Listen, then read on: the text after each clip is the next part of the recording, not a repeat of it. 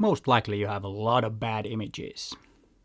Hi, it's Peter here. Let's get right into the business. But on the other hand, you might have some stunning images also in your archives, and the ones that you shot today and will be shooting tomorrow. I hope you have a lot of time to make images because it's a lot of fun, and I especially enjoy the act of photography. But also showing the images and sharing them is a really important thing, because that also gives us the inspiration when we see our images. And in this video I will give you 5 good ways to improve your creativity and your inspiration by sharing and displaying your images. And the first one is printing the images.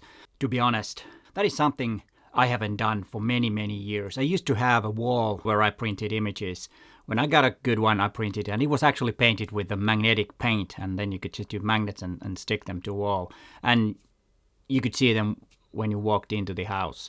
And that was a very good way to, because it makes you photograph more, because you want to have some new images over there. And then if you have something that is really stunning and you want to have permanently on the wall, you can switch it and change it to some other place if you like. But having a dedicated place to an image that you like at that moment is a good way of keeping up the creativity and the habit of making those images. What I did was I got this small printer. It's a Canon Shelby CP 1500, I think it is.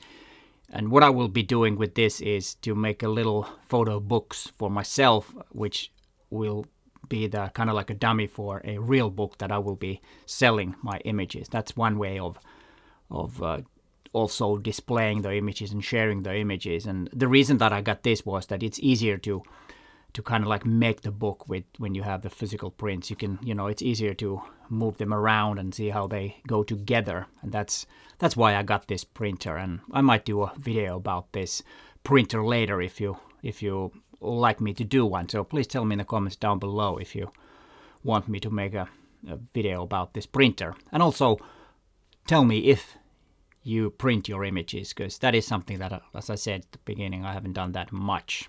But let's go to the next one. And that one is a very common thing, that's social media sharing. Unfortunately, at the moment, which is a bit mind-blowing, there isn't really a good place for photographers to showcase their work.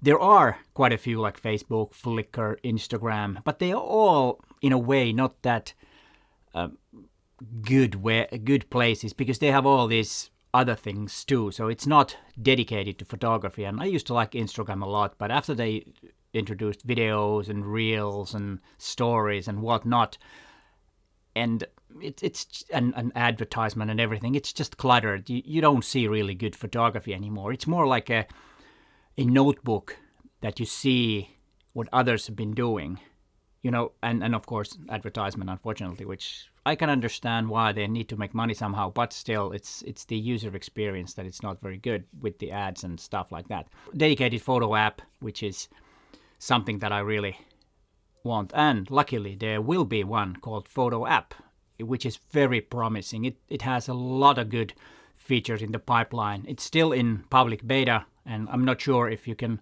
apply to be one of the beta testers anymore. I'm not really sure, but I put a link just in case it's still open when this video is published. Once it's public, I sincerely hope that you join that, because it is an interesting concept. It's not only for photographers, because of course if we share images and all the photographers see them, well, so what? Especially for professionals, it's very good if the clients and gallerists and photo buyers and collectors might see them. That might lead to something. So that is part of their plan, to have that, crowd there too. And they are planning on having a shop so that you can also sell your images through the Foto app. But it's very promising. When it's public, I will make another video or a dedicated video about it to see how it it is in that time when it's going to be public. I will put a link in the description just in case you still have a possibility to be a beta tester for that software or app. And a time for a little coffee break. Thanks, Lauren Byers, for the coffee.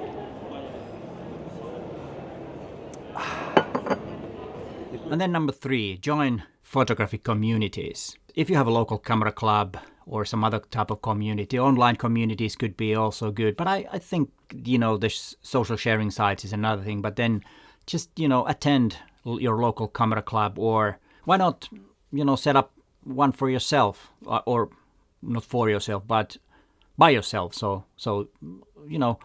I used to have a meeting every 8th of every month in a pub downtown Helsinki, where we met with, I think there was 10-15 active photographers who joined that. But of course, COVID hit and, everything kind of poof went in the air. And that is something that I might do again here in Helsinki, just to invite photographers to join, to have a coffee or beer and talk about photography, and maybe have a photo walk once a month with them. I don't know. That's something that you could do, because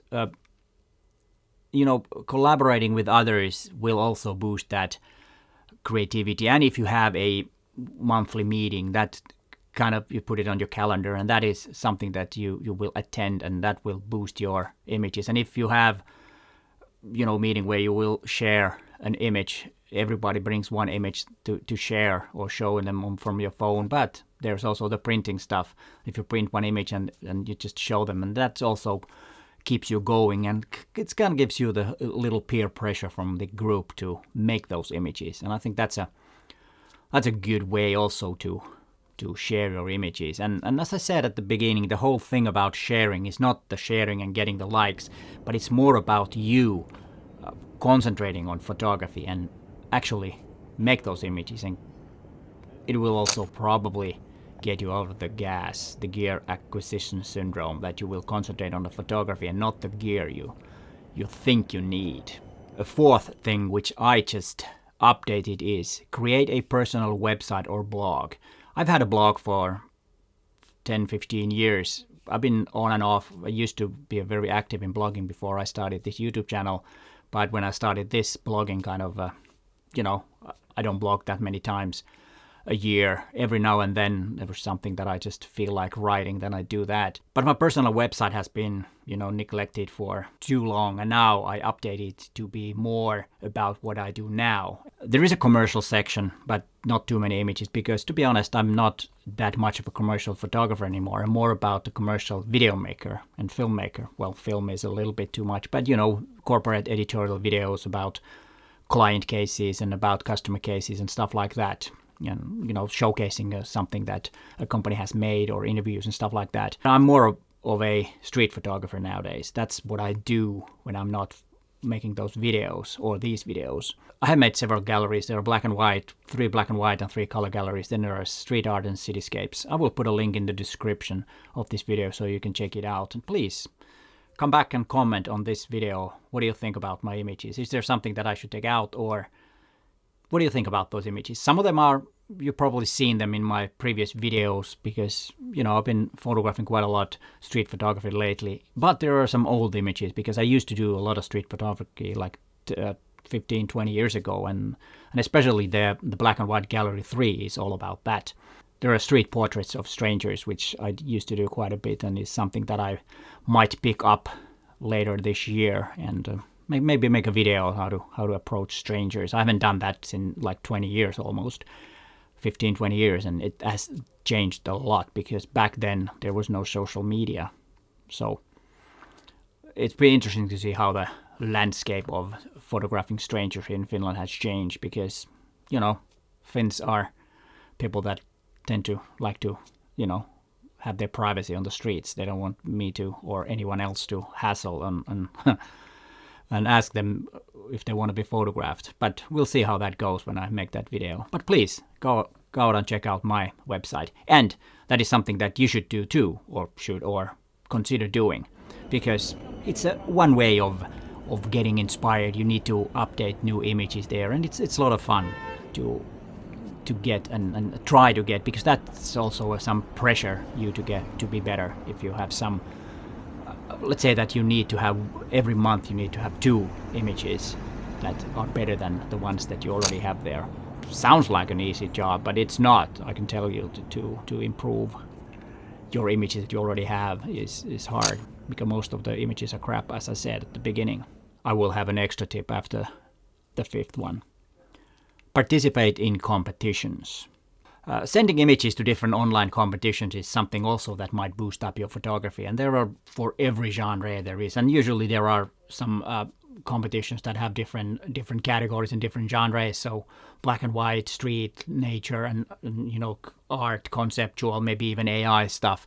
So there is a lot to do. And to be honest, this is a area that I haven't really done at all. I don't think I've ever participated in any competitions when it comes to photography.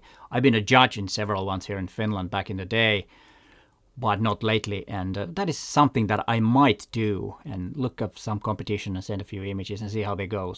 It is something fun and to of course, even though I said that don't go for the likes, but it's still something that you might do. Because of course, if you get nominated or get a prize, it's nice, and when your image is appreciated, and that's a way to gain some momentum and get your photography known and your name known if that's something that you want. But it's equally good if you just keep the images to yourself and print them in your office and have them there and enjoy themselves. That's totally fine. Whatever works for you. And then the extra tip: exhibitions. Why not have an exhibition? I know if you go to a real gallery, that might be a bit of a stretch, and usually, at least here in Finland, many galleries, if you're not well known already, they might charge you quite a lot to have your images displayed in a gallery. But of course, if you have the money and the will to do that, why not? I've done it. I've had like 4 or 5 exhibitions in Helsinki back in like 20 years ago. And some of them were okay, and some of them I just lost money because, the selling of the prints weren't very big and the gallery rent was pretty high. But there are also free options like community houses and places like that, or you could go to a local mall and ask, or a local store, if they want to have your images displayed on the wall. And then there's the possibility to have an exhibition in a library. And now, at least here in Finland, many libraries have small places where you can apply to have an exhibition. And then, of course, I know some have in the local pub, they might have some images, and why not make a project and photograph the people in the pub if that's something that you like to do, and then have an exhibition there, and then have an opening and everything. It's really fun, and it's in that way it's not very expensive. Of course, the prints cost something, but you can be creative and print them yourself if you have a printer, or get them printed and maybe get a sponsor for that. Maybe the bar owner pays for that. You don't never know, but look around and see the different possibilities. And please let me know in the comments down below if you're planning or something like this, or have done something like this. Be interesting to hear your experience on that. And when people read the comments, they also might get inspired and get some ideas what you have done. It helps a lot if you're helping the community, because those are really important things to help each other and make us better photographers. This is what this channel is all about, is trying to make all of us better photographers. And here are some more tips about how to be creative. But hey, thanks for watching, and bye for now.